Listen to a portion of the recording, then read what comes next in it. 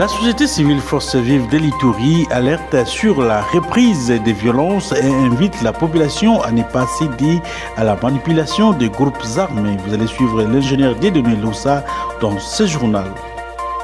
Après la condamnation de l'ancien Premier ministre et actuellement député national Augustin Matata Mpognon par la Cour constitutionnelle, le président de l'Assemblée nationale dit attendre le contenu de l'arrêt de la justice pour s'exprimer.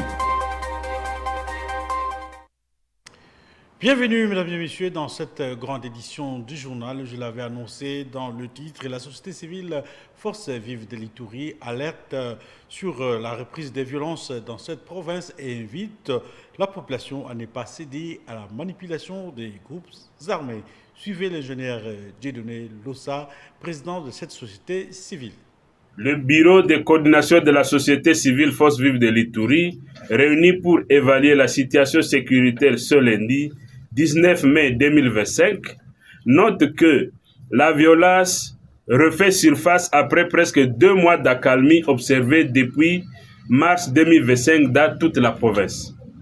La semaine du 10 au 18 mai 2025, plusieurs accrochages ont été dénombrés à Lopa entre les miliciens des Zaïre et les forces loyalistes qui ont coûté la vie à un civil, puis dans l'après-midi du 17 mai 2025, un autre civil est tombé sous les coups de balles, sans oublier les pillages et vols de bétail. Eu égard à ce qui précède, la société civile Forces Vives de l'Ituri recommande ce qui suit.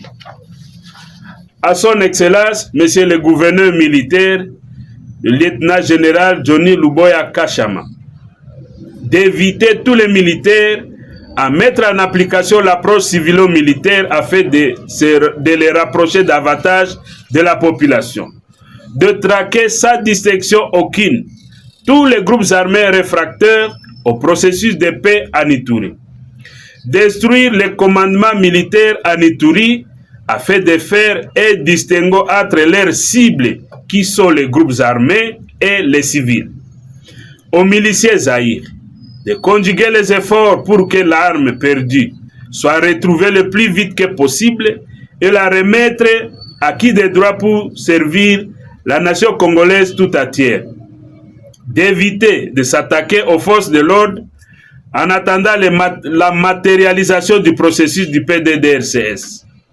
À la population de l'Ituri, de ne pas céder aux manipulations et de dénoncer des manipulateurs auprès des forces de l'ordre ou auprès des autorités judiciaires. Dans le cadre du contrôle parlementaire, le DG de l'OVD était devant les élus nationaux pour répondre à la question orale avec débat sur l'état de la voirie de Kinshasa après une série de pluies diluviennes. Reportage signé Christian Lucico. Conformément à l'article 178 alinéa 4 du règlement intérieur de l'Assemblée nationale, la journée du mercredi est dédiée aux moyens d'information. Respectueuse des lois la régissant, la Chambre basse du Parlement a examiné le mercredi 21 mai 2025 la question orale avec débat de la députée nationale de l'Echilombo, Kabonda, adressée au directeur général de l'Office de voirie et drainage sur l'état de la voirie urbaine de Kinshasa. Par cette question orale avec débat, la députée nationale de l'Echilombo attend du directeur général de l'OVD des réponses claires sur la problématique de la voirie et drainage des eaux, un sujet de plus capital au vu des inondations récentes à Kinshasa et un peu partout à l'intérieur du pays. 1. Une exécution régulière de la loi des finances. 2. Les recours à des mécanismes de financement innovants. Troisième source, la diversification des sources de financement à l'international. 4.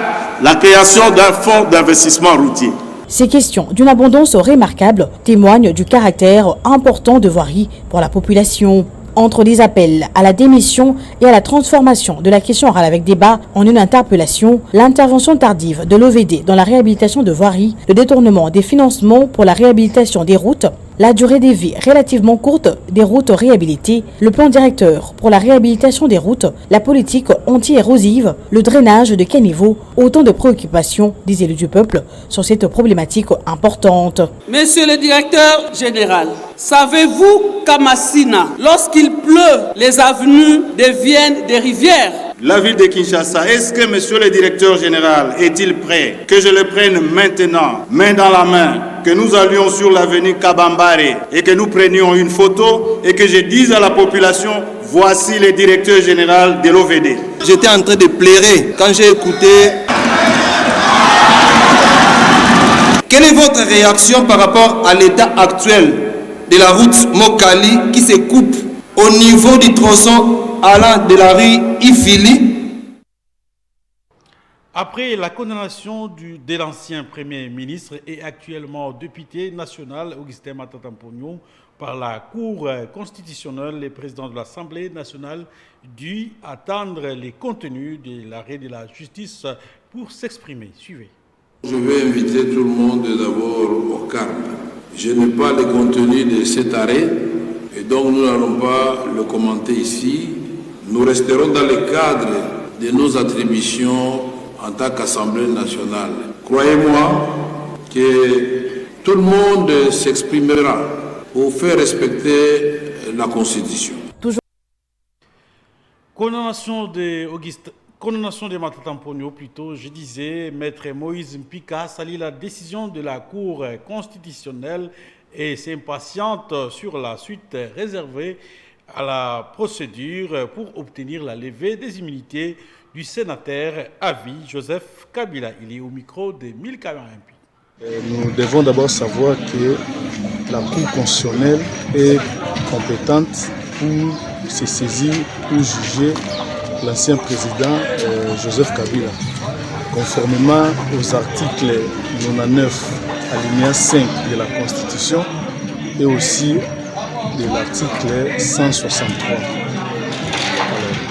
Le parquet général a saisi la Cour, a saisi plutôt le Sénat pour que le Sénat puisse lever les immunités de l'ancien président Joseph Kabila.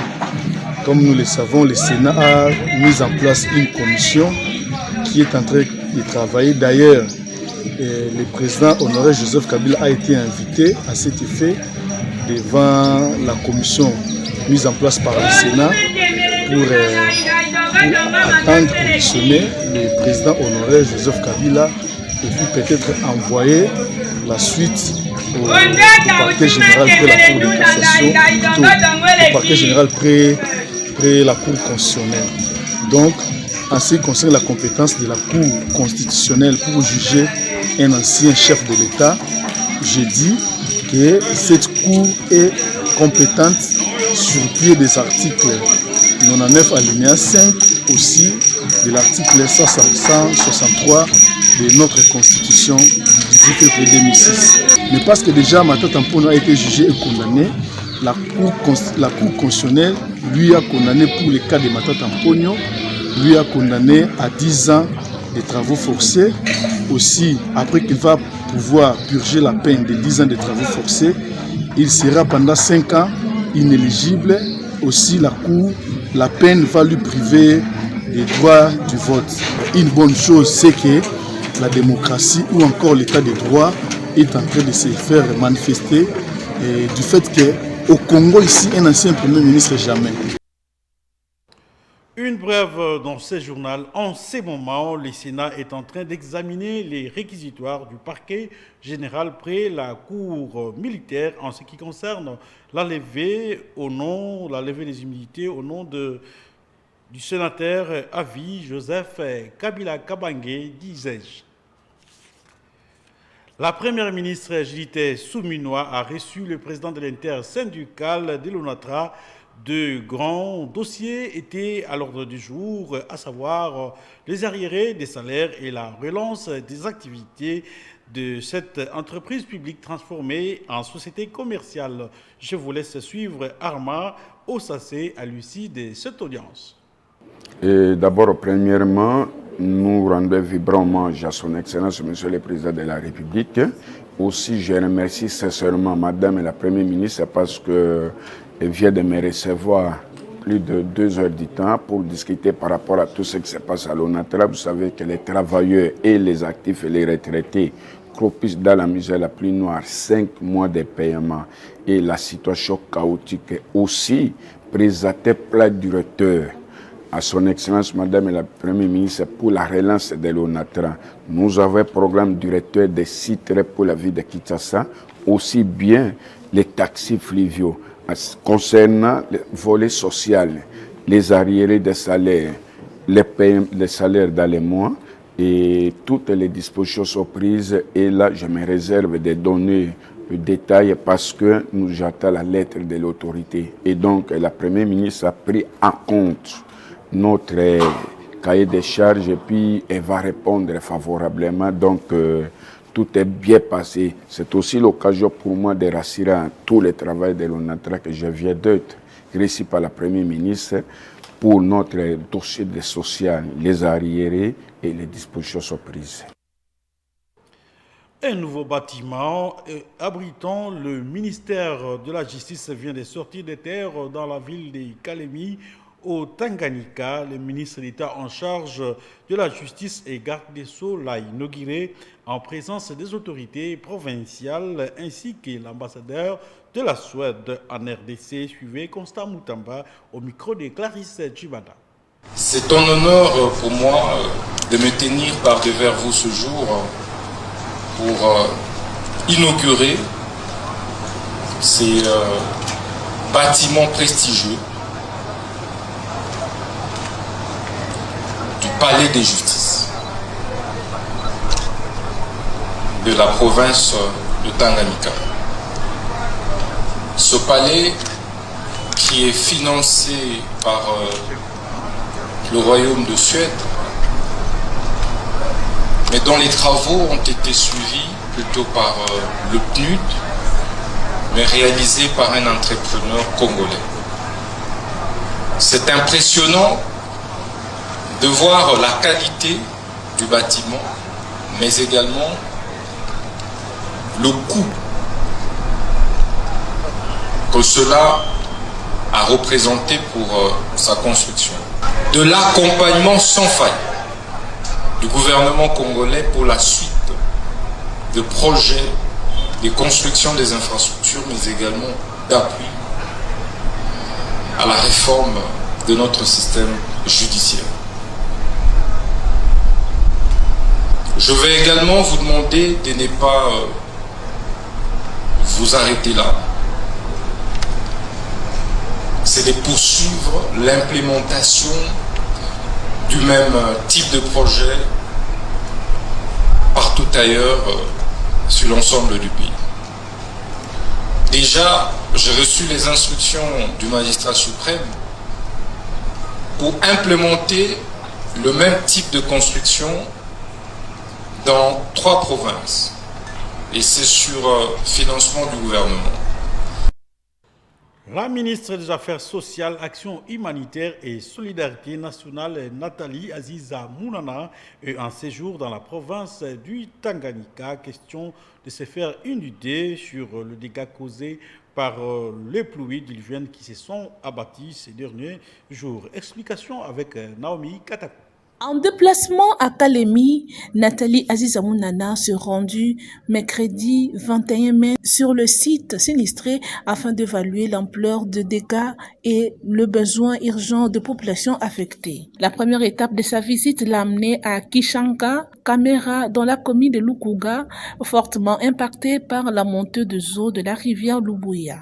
Sur place, la ministre a échangé avec le sinistré afin de mieux comprendre leur situation et leur apporter une réponse rapide et adaptée. Après Lukuga, le cortège ministériel se dirigeait vers le camp Kalendula, situé dans la commune de Kalemi, où plus de 5000 déplacés internes ont trouvé refuge suite aux crues du lac Tanganyika. La ministre des Affaires sociales, Actions humanitaires et solidarité nationale a visité l'école primaire Kalemi-Lac, une école construite pour assurer la continuité de l'enseignement des enfants sinistrés. En sa qualité de responsable des affaires sociales, Nathalie Aziza Mounana a également visité les camps Nkikongo dans le quartier Nkantanika où plus de 3000 familles déplacées internes en provenance des provinces du Nord Kivu et Sud Kivu sont hébergées après avoir fui les violences armées. Nous avons mené un plaidoyer via notre gouverneur de province qui aussitôt s'est levé, est allé à Kinshasa rencontré le ministre sectoriel qui est Maman Aziza Mounana et lui a accordé que la présente ministre qui est avec moi ici puisse venir ici. Donc pour moi c'est un grand remerciement, n'est-ce pas, adressé tout droit à son Excellence Monsieur le Président de la République Félix Antoine Tshisekedi Tshilombo qui nous encourage et surtout qui apporte son attention, n'est-ce pas, à ces populations vulnérables. Engagée pleinement dans sa mission, Nathalie Aziza Mounana reste mobilisée pour intensifier les interventions humanitaires et accompagner les populations touchées. Autre chose, la faculté des sciences et de communication sociale de l'université Révérend Kim a organisé une journée scientifique ce jeudi 22 mai. L'entrepreneuriat, c'est le sujet au centre de cette activité scientifique. Suivie. Ceux qui sont disciplinés partent beaucoup plus loin et restent beaucoup plus longtemps. La voix des entrepreneurs, des parcours inspirants, des leçons pour demain. C'est sous ces thèmes que la faculté des sciences de communication sociale de l'université Révérend Kim, site de Lingwala, a organisé une journée scientifique ce jeudi 22 mai. Dans la liste des conférenciers venus partager leur expérience personnelle sur l'entrepreneuriat avec la jeunesse, l'on a noté la présence de M. Voltaire Mapida, coordinateur des Studera, qui, pour lui, dans l'art d'apprendre, il faut être flexible, l'échec n'est que l'autre face de la réussite. Pour sa part, M. Souley Kaouka, directeur général des Magem et président de la Fondation du Fleuve Congo, leur rêve est d'avoir plusieurs cibles à la fois. C'est mieux de prendre le temps de se préparer, identifier les objectifs, peu importe le temps que cela prendra. Prenant la parole, M. Hervé Landry Kikani fait savoir que la majorité des personnes ayant réussi sont passées par l'apprentissage. Les grands rêves ne suffisent pas. Au terme de leurs interventions, les différents conférenciers s'expriment en ces termes. Beaucoup d'aspects ont été abordés. Nous avons encouragé les étudiants à être disciplinés, motivés, avoir une idée qu'ils peuvent transformer en projet et avoir toutes les compétences qu'il faut à continuer à apprendre, avoir des mentors, à ne pas être détournés par l'environnement, mais aussi, surtout, à pouvoir se relever lorsque les projets ne marchent pas, parce que l'échec est une autre forme de la réussite. Pour moi, c'était vraiment un plaisir d'avoir échangé avec les étudiants. Et ça s'est très bien passé. Et on a pu parler des défis qui les attendent et aussi des stratégies à prendre et puis de tout ce qui est prévoyance et puis ce qu'ils doivent envisager comme initiative. Il est important de pouvoir oser. La plus grande peur de la génération actuelle que nous sommes, c'est de pouvoir s'engager sur une voie que nous ne connaissons pas d'avance. Mais cette peur ne doit pas nous habiter tout le temps. Nous avons l'obligation d'oser, d'essayer ce qui n'a pas été fait et le succès au bout du tunnel chaque fois que nous avons l'occasion de pouvoir entreprendre quelque chose. Visiblement, l'assistance est outillée sur comment capitaliser les moments passés sur les bancs de l'université pour entreprendre. En société, la population de la commune de Mongafula et celle de l'Antillé ne savent pas comment traverser d'un côté comme de l'autre pour cause de l'effondrement du pont qui relie ces deux municipalités au niveau de Djili. Suivez. C'est par des échelles en bois de fortune installées contre le béton du reste de la structure qui servent de tremplin pour les passants, initiés par quelques jeunes courageux du quartier Ndjili Kilambo dans la commune de Mongafula, moyennant 500 francs congolais. Des poteaux électriques de sociétés possédant des carrières vers Ndjili Brasserie ont également cédé, représentant un réel danger pour les habitants de ce coin de la capitale qui se baignent dans la rivière Lukaya, ainsi que de casseurs de pierre. Mbula ebetaki ya makasi ata miso ekolakisa ndenge bandako ebebaki biloko nyonso ezalaki na kati ya ndako wana ememamaki na mbula wana. Yango nde tokomi konyokoma mpona kotraverse ndenge nazokende losambo sikoyo.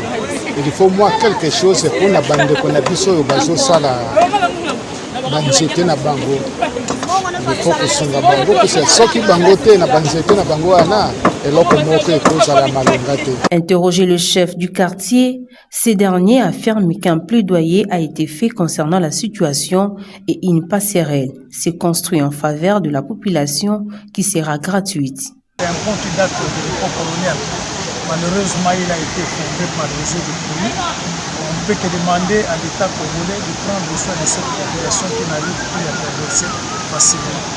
Donc si jamais, profitant de la saison sèche, on peut arriver à remblayer cet espace, et pourtant, c'est trop facile peut-être, on prend soin de cette population. Aux autorités compétentes d'agir le plus vite que possible afin de soulager les habitants de ces quartiers qui sont victimes de pertes de parcelles et plusieurs autres biens.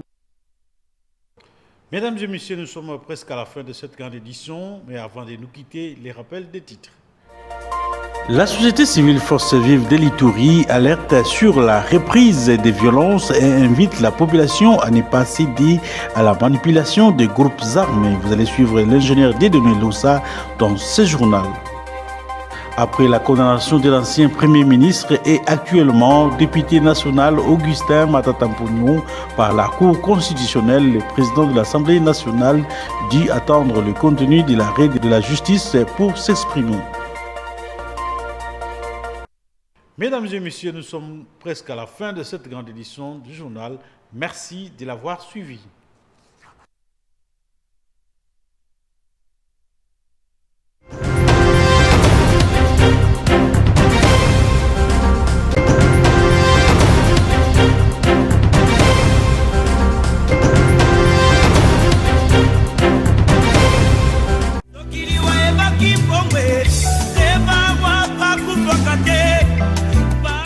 La famille Sana Ouachamala a la profonde douleur d'informer aux amis et connaissances le décès de leur père, oncle et grand-père Godin Sana Ouachamala, mort survenu le mardi 13 mai à l'hôpital Ngalima Center de suite d'une maladie. Le programme des obsèques se présente de la manière suivante. Vendredi 23 mai 2025, veille mortuaire en l'espace Centre Nganda, référence stationnement campagne. Samedi 24 mai 2025, levée du corps à la morgue de l'hôpital Kanchachi pour l'inhumation à la nécropole 1. Ce communiqué tient lieu de faire part.